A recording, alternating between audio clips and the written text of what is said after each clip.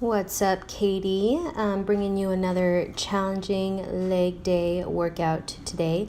I'm just going to warn you right now, my hamstrings were sore for like 3 days because of this workout, so hope you enjoy it. We are starting with the superset, 10 squats as usual, and after completing 10 squats, you're going to grab two 10-pound plates. Yeah, hold on. I didn't know these were taking so long. Okay, last one. There you go. Safely put that back. Make sure you are using a challenging weight for those squats. After 10 reps of those, again, pick up two 10-pound plates, and you're going to be doing pulsing curtsy lunges. So I know this is a bad angle. Sorry, I was trying to record myself. But your leg that goes backwards should be behind and diagonal to the opposite side of where your leg is. I know that sounds really weird, but so my right leg is forward here and my left leg is back and behind my right leg, a little past the right leg, so at a full diagonal. After finishing 10 of those, take a breather and repeat those 2 more times. Okay, moving on to set number 2, which is a superset. You're going to grab a 40-pound barbell, 30 to 40 pounds, 50 if you want to, but I think 40 is a good challenging weight for this exercise here, which is a lunging squat complex, walking lunge squat complex. So here you notice I'm stepping a little out to the side, meeting in the middle for that squat. So every step you want your weight to be as centered as possible. And it just adds a little challenge by stepping a little outwards.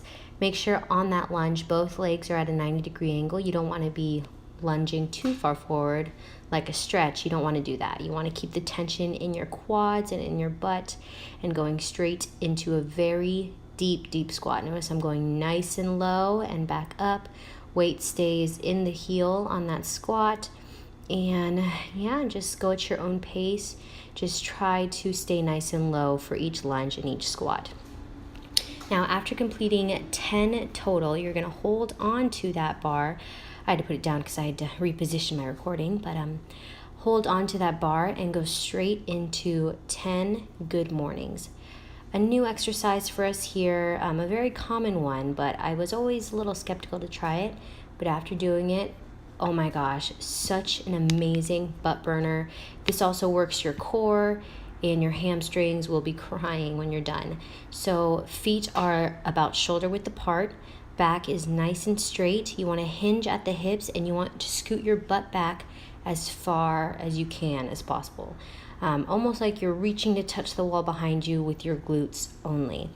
And make sure you keep your neck nice and straight, aligned with your back, and just really feel that stretch in the hamstrings, and there's a slight bend in the knee when you go down, and squeezing your butt at the top. And after that, repeat the exercises 2 more times.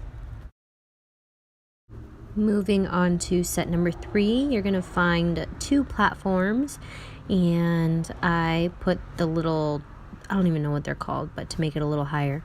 And you're going to be doing 10 Romanian deadlifts using a kettlebell straight into 2 pulsing squats.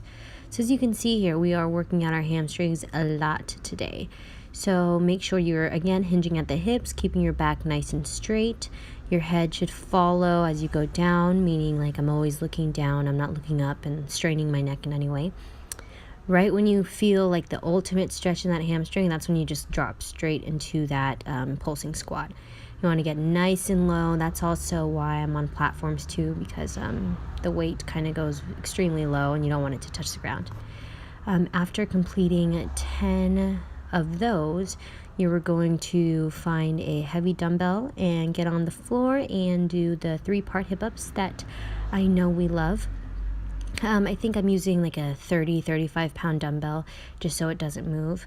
My butt is nice and close to the dumbbell, and I am doing those hip ups, squeezing your butt as hard as you can, nice and controlled. Don't rush it too much. Make sure you are keeping your shoulder blades on the ground. Your head should be nice and relaxed on the floor. After completing one side, you're going to move over to the other side. Again, make sure your butt is nice and close to the dumbbell. If you're too far, you'll easily kick out the dumbbell from underneath you. After completing 10 on each side, you're going to go ahead and put your legs together. Just a second, almost done with the 10 of these here. You're going to put your feet close together and knees together as well. I want you to squeeze your butt as hard as you can at the top of this exercise. I used to feel a burn before, but like when you squeeze extremely hard, you feel it in your butt, in those hamstrings, and it's amazing. Anyways, after completing that, complete both exercises 2 more times. And finally, our HIIT session. So I'm just speeding things up here because, I mean, there's no point in describing all these exercises to you.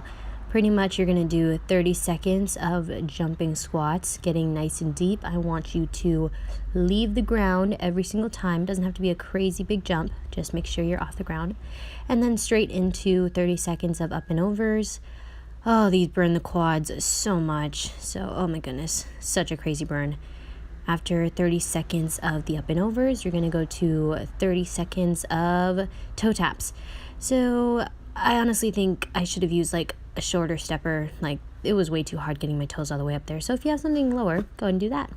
And repeat that 2 more times. Hope you enjoyed this workout. Bye.